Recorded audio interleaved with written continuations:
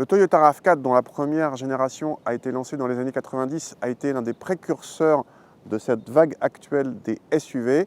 Aujourd'hui, voici la 5e génération. Il a bien changé depuis cette première génération qui faisait moins de 4 mètres de long, puisque la nouvelle fait 4,60 m de long. On est à 4 cm de moins qu'un 5008.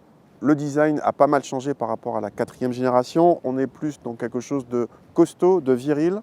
Par rapport à la génération précédente, le nouveau change plein d'autres choses aussi, notamment au niveau des motorisations, puisque si la génération précédente existait en essence, en diesel et en hybride, le nouveau n'existe plus qu'en hybride, à savoir un 4 cylindres essence associé à un moteur électrique évidemment, avec deux versions, soit 2 roues motrices 218 chevaux, soit 4 roues motrices 222 chevaux.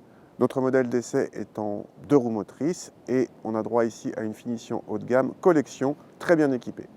L'intérieur de cette 5e génération de RAV4 est inédit et progresse sensiblement en qualité par rapport à la 4e génération. La planche de bord est moussée sur sa partie supérieure et quelques détails comme les molettes de climatisation sont soignés à la fois en design et au toucher. Malgré tout, l'ensemble dégage plus une impression de costaud que de cossu. On s'étonne au passage de trouver des touches physiques aux côtés de l'écran central qui paraît au passage petit pour la catégorie. Originalité, le rétroviseur central peut en option être utilisé en mode écran grâce à une caméra située au sommet de la lunette arrière, utile en cas de chargement élevé ou même de passager central arrière de grande taille. À l'arrière, justement, l'habitabilité permet d'accueillir sans problème 2 adultes, même grands, et se situe dans la moyenne des SUV de la catégorie du 5008. Le coffre a été mesuré par nos soins à plus de 600 décimètres cubes, très proche de celui du 5008. C'est l'un des plus grands de la catégorie.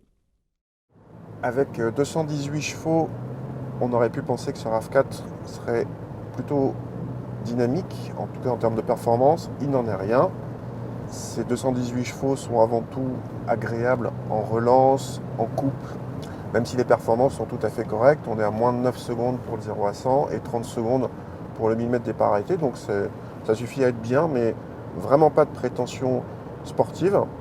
De toute façon, dès que vous appuyez fort sur l'accélérateur, il y a l'effet mobilette de la boîte CVT, elle est toujours là. Ceci dit, c'est quand même moins présent qu'avant, parce qu'il n'y a vraiment que quand vous appuyez fort sur l'accélérateur que c'est présent.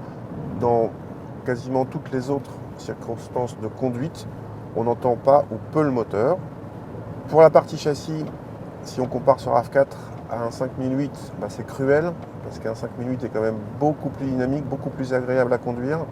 Le jour de notre essai, sur des routes mouillées, le train avant de notre RAV4 s'est montré assez vite débordé, notamment en motricité. Ça incite pas du tout à attaquer, ça confirme que ce RAV4 n'a aucune vocation dynamique. On va le préférer pour son confort général.